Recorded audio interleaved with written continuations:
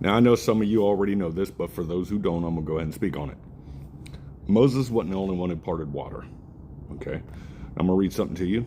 This is going to be out of 2 Kings chapter 2, verse 6 through 14. All right, here we go. Now, this is going to be talking about Elijah and Elisha. And Elijah said unto him, Tarry, I pray thee here, for the Lord hath sent me to Jordan. And he said, As the Lord liveth, and as thy soul liveth, I will not leave thee. And they two went on. And 50 men of the sons of prophets went, and stood to view afar off, and they too stood by Jordan. And Elijah took his mantle, and wrapped it together, and smote the waters, that they were divided hither and thither, so that they too went over on dry ground.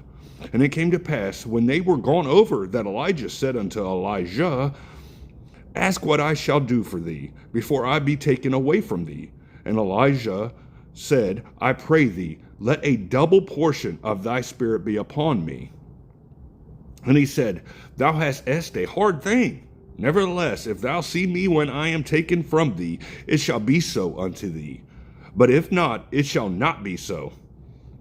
And it came to pass, as they still went on and talked, that behold, there appeared a chariot of fire and horses of fire, and parted them both asunder. And Elijah went up by a whirlwind into heaven. And Elijah saw it, and he cried, my father, the chariot of Israel, and the horsemen thereof. And he saw him no more. And he took hold of his own clothes and rent them in two pieces. He took up also the mantle of Elijah that fell from him, and went back and stood by the bank of Jordan. And he took the mantle of Elijah that fell from him, and smote the waters, and said, Where is the Lord of God, Elijah? And when he also had smitten the waters, they parted hither and thither, and Elijah went over.